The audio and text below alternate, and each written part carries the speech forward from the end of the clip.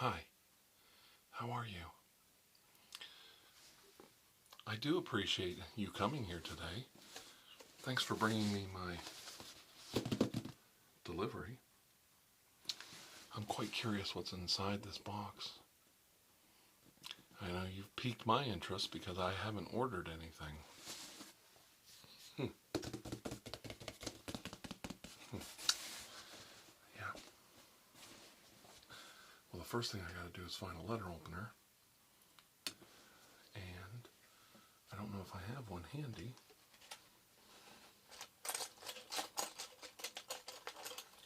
I'll just use this right here.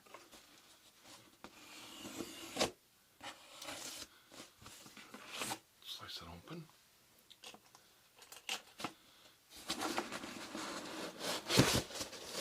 Ooh. This looks like it's going to be fun.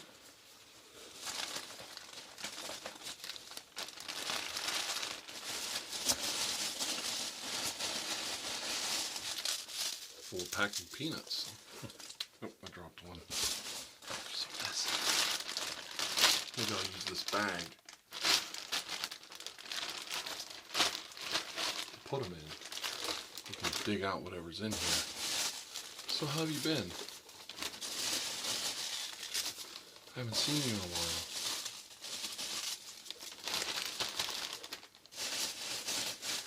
while. Well, I've been busy too. Believe it or not, I've done a lot of experiments this last month, and I've learned a lot. Most of the experiments I did, I'd say, were successful. Some were less than successful. I feel pretty confident about everything, and I think we're definitely going in the right direction. So I'm glad you came today, and wow, whatever it is, it's buried.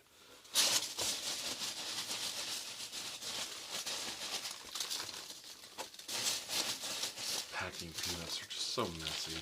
Look at that. I've removed that many already, and look at that. And I still don't see anything. We'll just have to keep digging it out, right? So when you say you've been busy, what have you been up to? You can tell me. Come on, we're friends. You can tell me what's going on. No? I tell you everything. I mean, it's Sunday afternoon. You're at my casa with a package. There must be something you want to talk about. No? I'm listening. Listen, the birds are outside chirping. It's a beautiful Sunday. I don't mind sharing my time with you. And you know, it is important to me to make time for you. It really is. Well, I'm glad you feel that way too. Hey, what's going on? Why are you so sad? Now that's enough of that. Come on. You came all the way here just for that? I'll tell you what, you want a beer? Here, have a beer. You have one and I'll have one. There you go. And cheers. Here you go. Relax, we're friends. We've known each other a long time. There's nothing that we can't discuss together.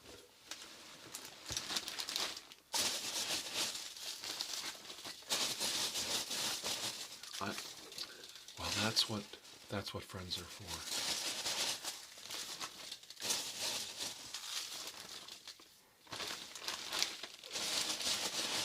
Oh,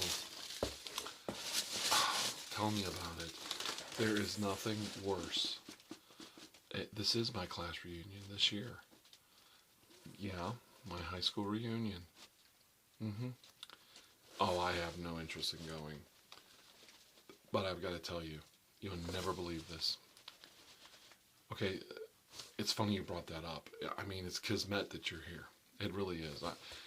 I know, I know I preach it all the time at work and in my studies and training programs for the department. But I really do believe miracles are where you see them. You have to know where to look. And you coming here with this issue today, of all days, is amazing. Because, and I'm not making this up, I really did dream about something that happened 30 years ago. And it was a vivid dream. So I get up this morning, and sure as hell I got a phone call from some buddies of mine that I used to go to high school with. I'm telling you, you wouldn't, I know you think I'm lying. I'm not making this up for your benefit. You gotta believe me. So, I'm telling you, okay, let me just explain this, and then we'll dig in some more of this. Well, let me get the rest of this out. I want to see what I got here. Okay, do you remember about, I think it was 1922 they invented the car radio. Remember it had that antenna that was like the whole size of the roof? Remember that? It was a Chevy, remember? I think it was 22. Yeah, right after the war. Then Motorola come out with those real nice radios, remember? In the 30s. You know, like about 10 years later. And all of us kids had to have one, remember? Oh, they were so expensive. They cost more than the car. Oh my God, well those were the days, huh? Before the war. Now everybody has a radio. Well, not everybody, but you know what I mean. So anyway, remember they had the antennas, and guys would hang the squirrel and foxtails off of them? That was my buddy. That was my buddy. Right there. And I'm talking 30 years ago. 30 years ago. We're going to a game, and we're going down to the game, and everything's fine. And back then they didn't really have the school conferences like they do today. So there's only 4 teams in our whole, championship thing. Oh, there it is. You were right. There is something in there. I don't want to make a mess. These things are just, I'll never hear the end of it. So anyway, I'm sitting there, and my buddy says that our friend Doug just called. So I'm with Tom and Dean and John. I don't think you know them, but anyway, we were always driving around in our roadsters and just tearing up the roads. None of us had 2 nickels to rub together. And I was just thinking about joining the Navy back then, because it was right after the war. Let me move this for a second. Look at that, all that, and I barely got to it. See that? All that packaging, just for this one little tiny item. Let me get it out here and I'll show it to you. Well, I don't want to make a mess. I don't know why that's so alien to you. Look what it is. Look what they sent me. So there, my old stopwatch. I had this when I was a kid. My old course watch. Still works. So anyway, put it in my pocket. It was really nice of them to send it. And that's where the story really gets crazy. I lost this 30 years ago. Okay, I'm going all over the place. Now listen, this is the whole story. I'll start from the beginning. So I got these buddies of mine. And we're talking around, what was that? It was before the war. And we were having a good time. And everything was working out. We're misbehaving, like I said. And cars were so new, and oh, they didn't even have car radios. And then they started introducing them. And my buddies had to have one. So we all threw in together, saved up, got one. And boy, were we the cat's meow in the school. I'm telling you. Let me get you in closer. Well, I can do that if you want. I have this therapy machine that I have. Did I ever show it to you? Yeah. I can do a little of that. It's like a feather duster almost. Well, anyway, my buddies. Will that help you relax and feel better? We're all getting older. We have to face up to our mortality. Let me get you a little closer. Slide in. So we put it in Dean's car because he had the nicest car. And to be honest, Dean had more money than us. He had a better job, come from a kind of wealthy family. So he had the radio. We all chipped in and we put it in his car. So here you got these young lads, running the roads, playing their music, and back then there wasn't a lot of channels either. So you could only get what you could receive. And we heard a broadcast. And it was a crazy broadcast. It was an interruption to the music, and they claimed that alien life forms, some cigar-shaped ship, had landed in a field. Well, we didn't believe that. So we thought it was baloney. So we wanted to verify. So we called back into town. We went to a payphone and spent a dime. And we called our friend Doug and had him tune in the radio. So he could, see if there's anything going on. Well, Doug was kind of a little backwards, and we didn't keep in touch, after we graduated. So he started asking questions, and we're out. We heard this broadcast, and he told us, yeah, they actually say there's something going on in this field. He goes, hey, I'd like to go out. Why don't you guys swing by, pick me up? I'll go with you. Now, mind you, this is 30 years ago. So I said, yeah, sure, no problem. I mean, we had a couple cars. We could zip back and pick him up. We had plenty of room. And the other car could go to the UFO crash site. Now, back then, we called them travelers. They were rogue Zeppelin pilots, and they didn't even know what aliens were. But they were men from Mars. They were all kinds of things. And a lot of guys would build these little cigar-shaped balloons, pedal bikes, and to power them with their propellers, and they would just crash everywhere because they were not properly built, heavier than air machines, and they would just crash. When you're dealing with inert gases or hot air balloons, that has to be lighter than air to achieve flight. So these guys were always crashing all over, and there was a lot of news reports. So that's what we thought it was. We didn't think it was little men from Mars. So I get off the phone. I go, hey, Doug checked the radio, and it is a real report.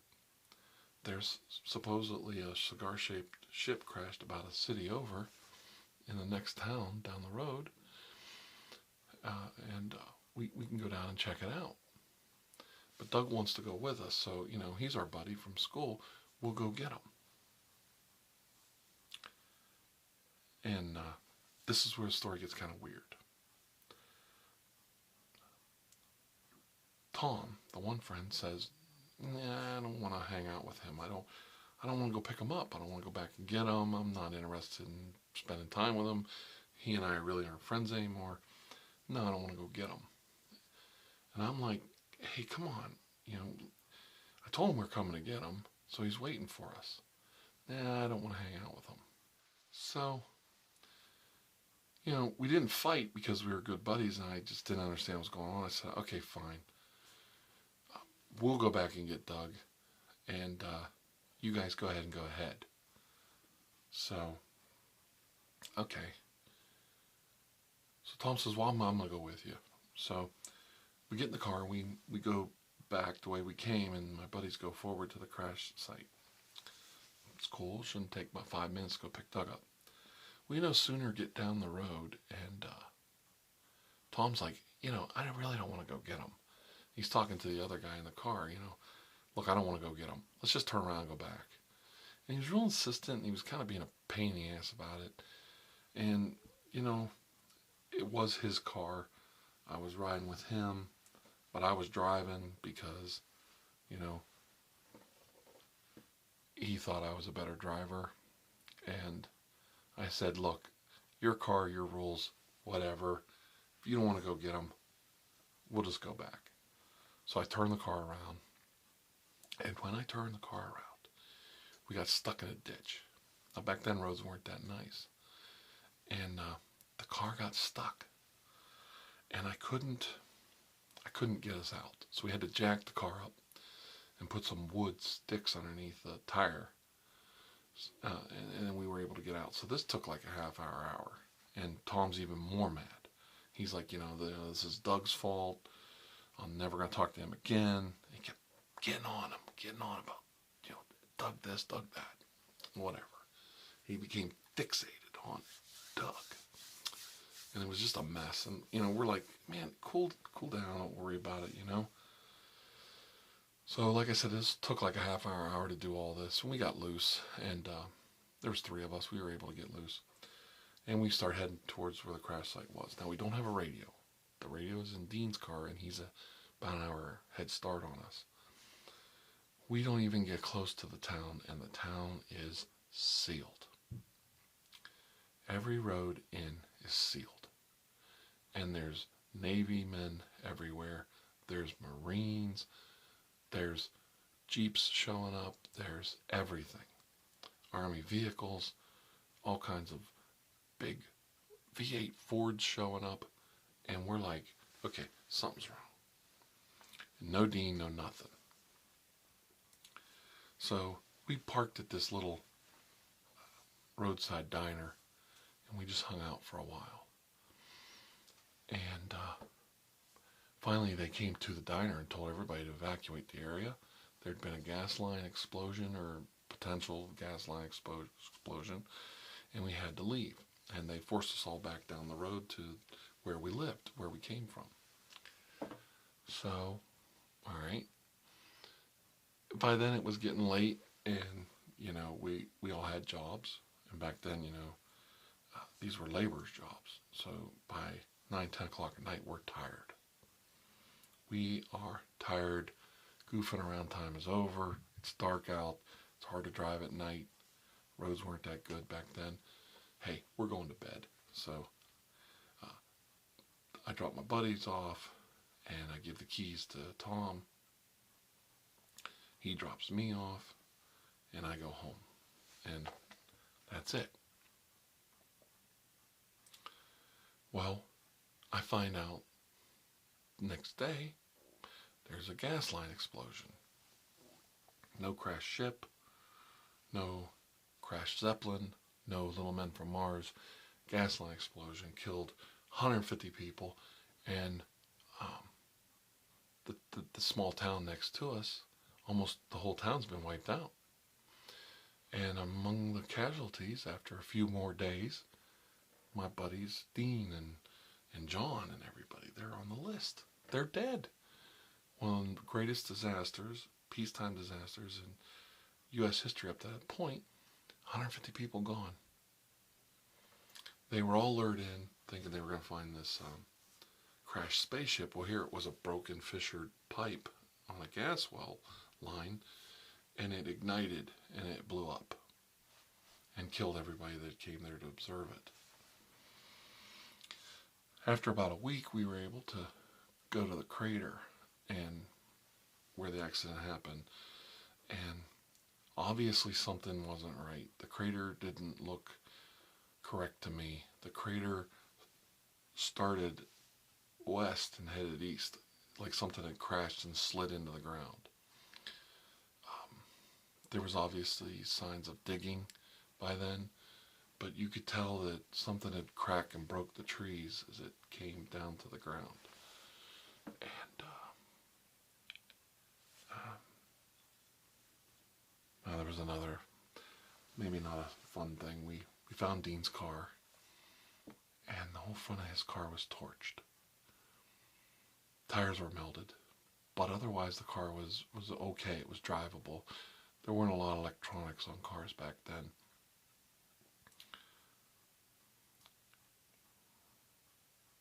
We were able to patch the lighting up on the car, and the radio, of course, was fried. And we were able to get a few, baloney skin tires for it. Back then we used to call them balonies. Real cheap tires at a gas station, and we managed to get it running. Spent about a day and doing that, and we headed back.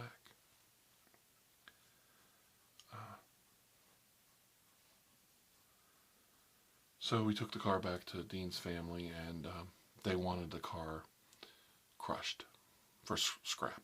They didn't want to keep it. They didn't want to sell it. So we were good friends. So I decided I would go with Tom and we would scrap it.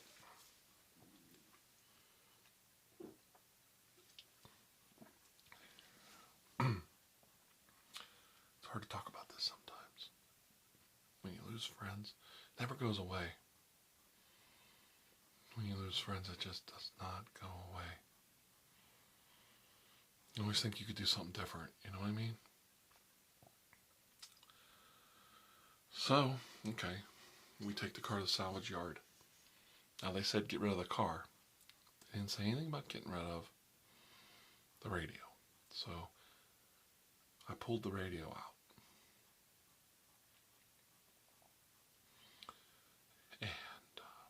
And pulled the radio and the battery, so I could go home and tinker with it.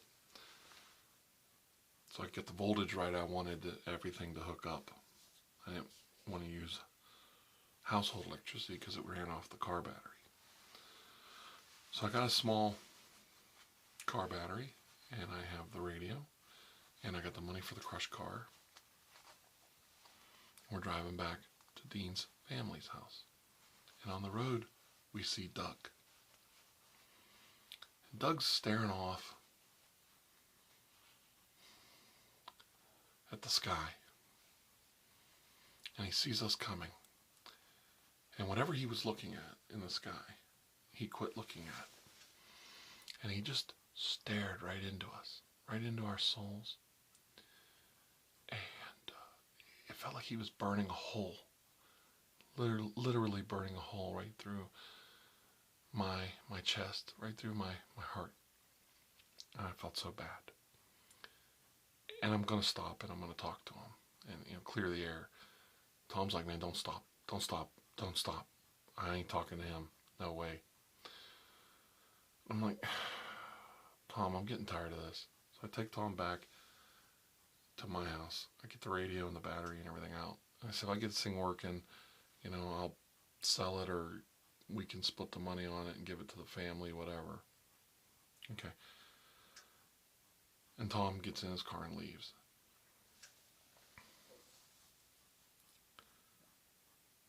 That's the last time I saw Tom, Doug, anyone. I'd had enough. I didn't know what was going on with Tom being so weird with Doug. And I felt really guilty about Doug. And I was going to leave for the Navy soon anyway for my boot camp. So I wanted to spend what little time I had with my family and maybe get this radio working. Well, as luck would have it, I didn't. I could power it up, but I couldn't get it to work. I hooked up the speakers, nothing come out. I could hear somebody talking, but I could never really hear what they were saying. And I was very frustrated. So that's how I left it. And I went on to my career in the Navy. And you know the rest of that story.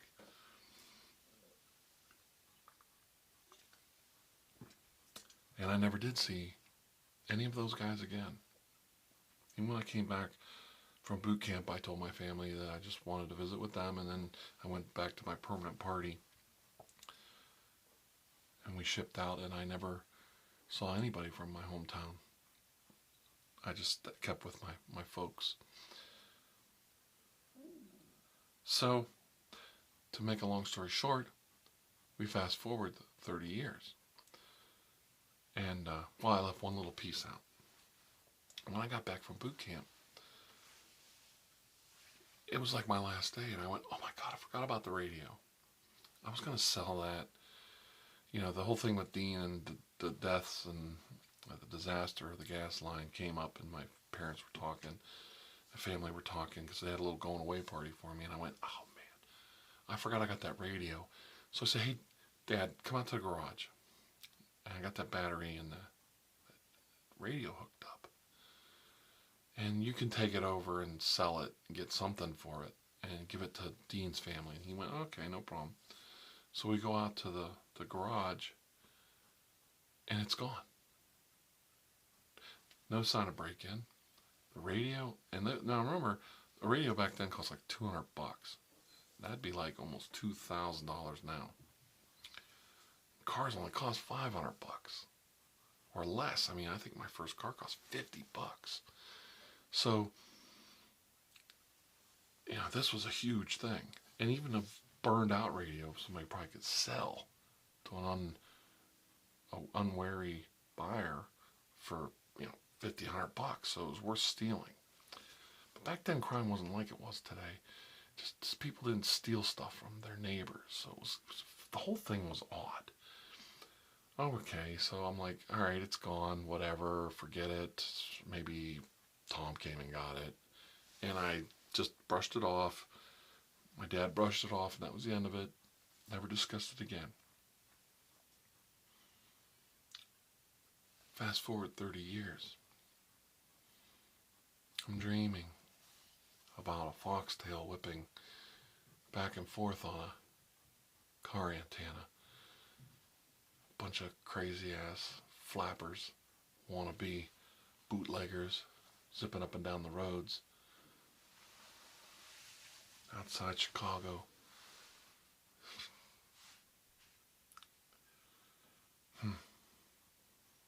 And the phone rings when I'm sitting there with my morning coffee. I rarely get phone calls on Sunday morning unless it's for work. My family knows not to bother me.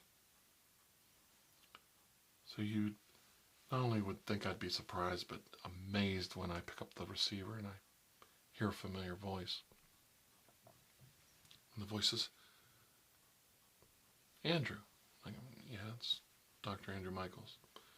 Oh, Dr. Andrew Michaels. Oh, okay.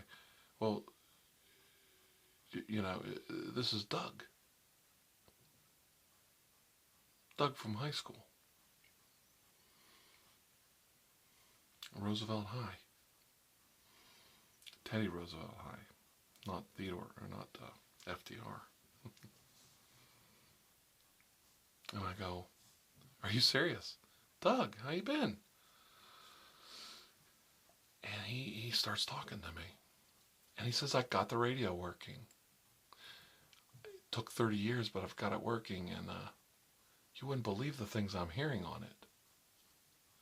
But I got it working again. We can finally close that case of what happened to Dean and John and everyone. I'm like, okay, wait a minute. You took that radio from my dad's house? You took Dean's radio? Yeah, I left you a note on the table. The door was unlocked. I just came in and got it. Your parents weren't home, so I left them a note. Well, obviously the note disappeared. And he wondered why I never got a hold of him. And a little bit spooked. But I go, okay, all right, well, what are you picking up? What kind of noises and transmissions are you hearing? He goes, I'm hearing what happened that day. I'm not hearing transmissions from today. I'm hearing transmissions from then. It's like the radio's stuck back in 1933. And I'm like, there's just no way. No, it's talking about Herbert Hoover's president.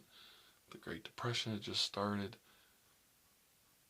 And it keeps talking about the gas line fracture and everything else. And it keeps talking about the invaders from Mars. What invaders from Mars, Doug? Are you okay? Where have you been the last 30 years? I haven't heard much from you. So he tells me, still lives in the same old town. Still single. Lives in his parents' house. They've passed on. And his grandmother still lives there with him. And he's been working on his radio in his spare time. And he finally got it working. And he'd like me to come hear the transmissions from that day that are coming through on that car radio.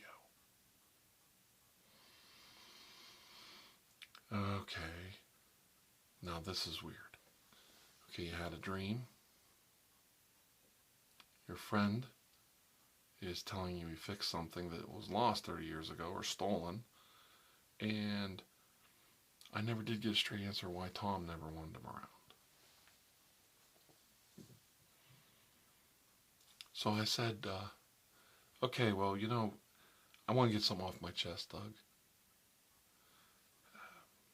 You remember back then, 30 years ago, you wanted to go out with us, and you called, and you invited yourself out with us when we were checking that radio signal and that broadcast about the pipeline and the little green men from Mars crashing in town next to us.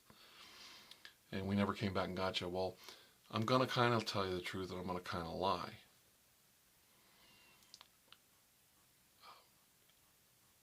We were coming back to get you, but we had changed our mind, and we were turning around, and we got stuck. And the delay in getting the car unstuck saved us, because in the meantime, that's when the explosion happened, and by then the roads were barricaded off. And probably getting stuck coming to get you saved our lives. And I wanted to come get you, and I don't like to tell tales on people, but Tom really wasn't interested in picking you up. I don't know what you guys had beef with each other. And he goes, I'll explain that when you get here. But Tom's no longer with us. You and I are the only survivors, or the only ones still alive. And I went, survivors? What's that mean? Oh, well, I didn't mean it that way, but we're the only ones that survived that day. Okay, Doug, you've got my interest, but where do you live? And he told me, his address, still the same. I go, okay. All right, I'll come see you. I'll bring a team with me. And no. You either come alone or nothing. And I'm like, okay, Doug, if you've got some kind of paranormal thing going on, some mystery device reading timelines from 30 years ago, I'm not coming by myself. I'm going to have to bring a whole team and my instruments and everything. I can't bring it all by myself. I have to bring a whole team with me. Well, then you don't want to know what the broadcasts say. Because if you come with anybody, I'm not talking to you. So make up your mind. You left me 30 years ago. Now I'm going to leave you behind if you don't tell them. You do what I tell you. Okay. All right, whatever, Tom. Or Doug, whatever. Doug, Tom, Dean, John. Something made me dream about them and that day. So, all right, okay. I'll come alone. That's fine. I'll come alone.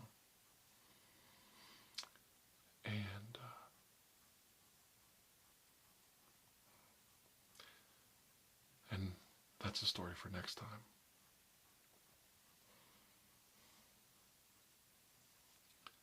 Oh, man. what are friends for? Yep.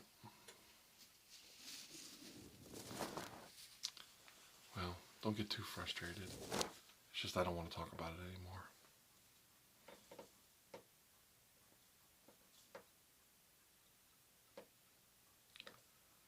Did I make you feel any better? No? Well, maybe you'll feel better when we get to the rest of the story. Okay. We'll see you soon.